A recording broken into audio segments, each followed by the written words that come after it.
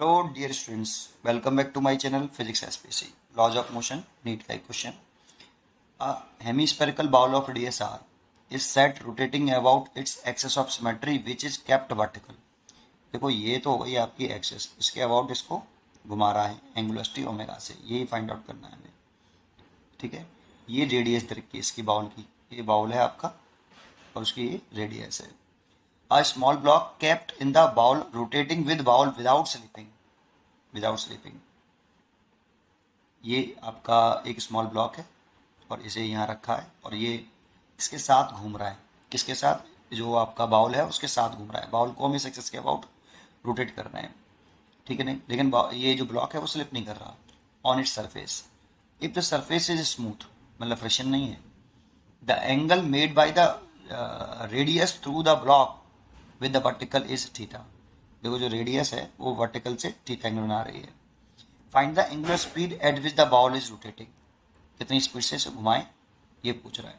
देखो जब इसे घुमाएंगे तो ये वाला जो ब्लॉक है ना, ये सर्कुलर पाथ पे घूमेगा आपका। ऐसे ब्लॉक तो फिक्स है, वो घूम रहा है तो इसके साथ साथ ये भी घूमेगा, ठीक है नहीं, तो ब्लॉक तो स्लिप नहीं कर रहा, तो उसके साथ साथ ये घूमता हुआ दिखाई देगा इस तरह से। और इसके सर्कुलर पाथ की जो रेडियस होगी वो हमें लेट कर लेते हैं। किसके सर्कुलर पाथ की? जिस ब्लॉक, ये ब्लॉक जिस पाथ पर घूम रहा है, बाउल घूमेगा तो उसके साथ साथ ये भी घूमेगा, तो उसकी रेडियस, सर्कुलर पाथ की रेडियस, ठीक है, ये बाउल की रेडियस है, ये लेट करिए मैंने स्मॉल आर, ठीक है। अब अगर इन दोनों में रिलेशन निकालना चाहें तो रिलेशन निकाल सकते हो, sine theta equal to perpendicular बटे हाइपोटेनियस। तो आप यहाँ कर सकते हो sine theta equal to perpendicular divide by hypotenuse, क्योंकि हमने ये लेट की है। अगर हमें इसकी जरूरत पड़ी स्मॉल आर की तो हमें लेट की हुई है, लेट की हुई क्वेश्चन में अपने पास रखते नहीं है, इसलिए आर इज इक्वल टू निकाल लो कैपिटल आर साइन थीटा। देखते हैं इसकी कोई यूज होगा तो करेंगे।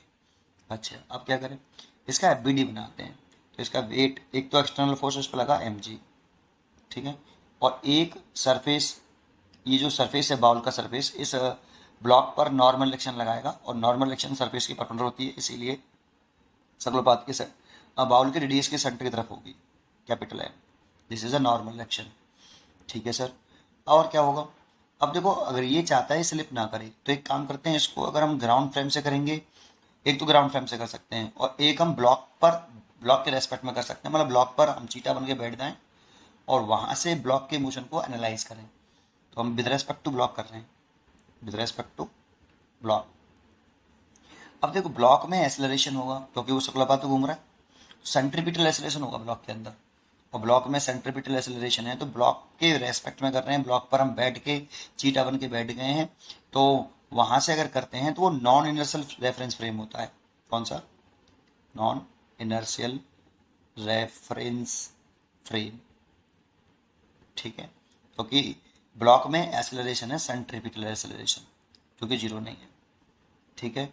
अब जब भी जानते हो, दो रेफरेंस फ्रेम वो जगह होती है जहाँ से बैठकर हम किसी बॉडी के मोशन को एनालाइज करते हैं, और रेफरेंस फ्रेम दो टाइप का होता है, एक non inertial frame reference frame और एक इनर्शियल रेफरेंस फ्रेम। ग्राउंड से खड़े होकर देखेंगे तो ग्राउंड को हम इनर्शियल रेफरेंस फ्रेम मान के चलते हैं और उसकी इनिशियल एक्सेलरेशन जीरो कंसीडर करके चलते हैं, ठीक है। अगर हम नॉन इनर्शियल रेफरेंस फ्रेम से करके देखें तो उस पर एक सूडो फोर्स लगाना पड़ता है, सूडो फोर्स से कंसेप्ट आ जाता है, और सूडो फोर्स अगर कोई पार्टिकल सर्कुलर पाथ घूम रहा हो तो वो सूडो फोर्स जो होता है वो सेंट्रीफ्यूगल फोर्स के नाम से भी जाना जाता है, ठीक है। और ये सूडो फोर्स जो लगता है, सूडो फोर्स ऑन ब्लॉक, इसी को हम सेंट्रीफ्यूगल कह रहे हैं, सेंट्रीफ्यूगल फोर्स, सेंट्रीपिटल नहीं कह रहे बेटा, सेंट्रीफ्यूगल फोर्स। और इस सूडो फोर्स की वैल्यू कितनी होती है?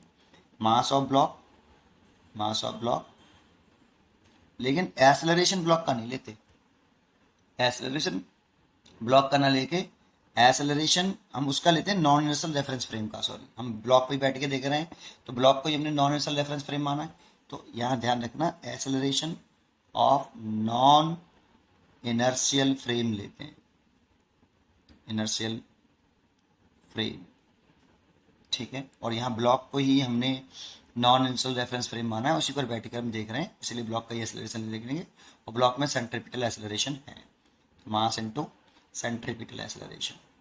और सेंट्रीपिटल एक्सेलरेशन हम जानते हैं v square upon circular path की रेडियस होती है। बाउल की रेडियस मत लिख देना इस जगह पे। मोस्टली बच्चे सोचते हैं कि m v square upon r बस।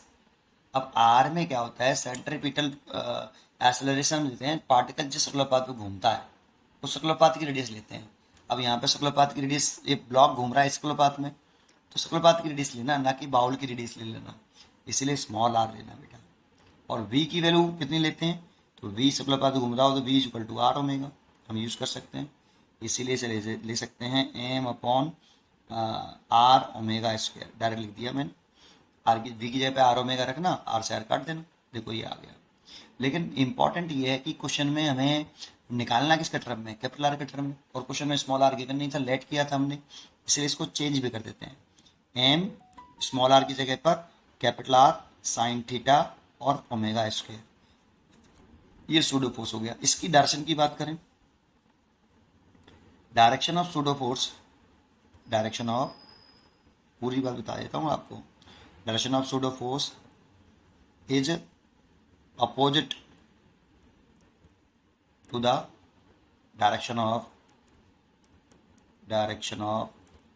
acceleration of non inertial reference frame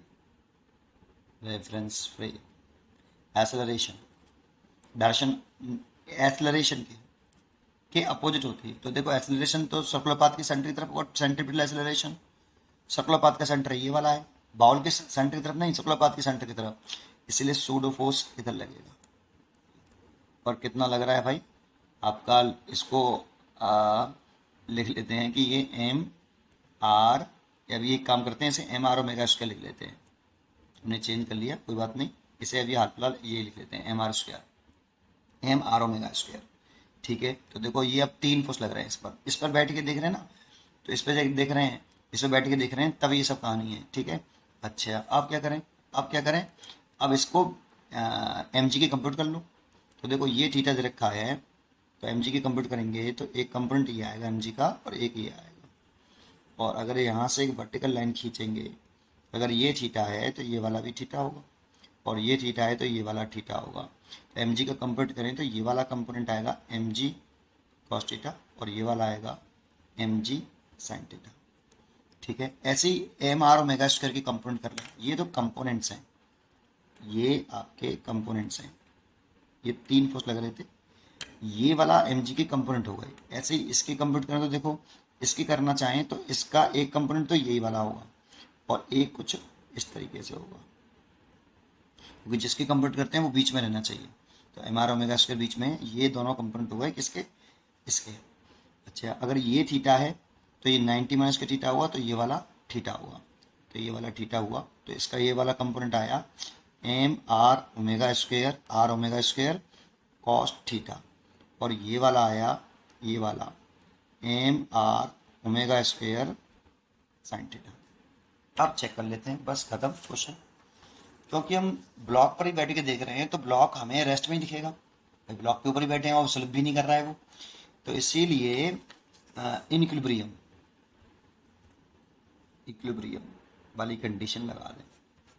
क्या देखो ऐसे कितने फोर्स लग रहे हैं ऐसे नॉर्मली, तो ऊपर तो लग रहा है एन, तो एन किसको बैलेंस करेगा, m g cos theta plus m r omega square sine theta, इसको तो एन बैलेंस कर लेगा, ऐसे एक इक्वेशन बन गई।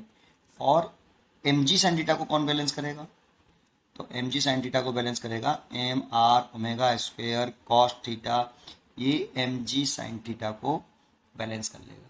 देखो एम जी के तो कंप्यूट कर लिए और एम आर ओमेगा स्क्वायर के भी कंप्यूट कर लिए, तो बचे ये दोनों ना, तो इसको बैलेंस कर लिए, ठीक है। अब क्या करें सर, अब कुछ नहीं, बस सॉल्व कर लो। देखो एम से तो एम कैंसिल हो गया, और कैप स्मॉल आर की वैल्यू हमें पुट कर देनी चाहिए आर साइन थीटा, तो r sine theta omega square cos theta is equal to g sine theta, क्योंकि हमें कैपिटल आर के टर्म में आंसर चाहिए, अभी इसमें कैपिटल आर नहीं था, अब आ गया देखो ये।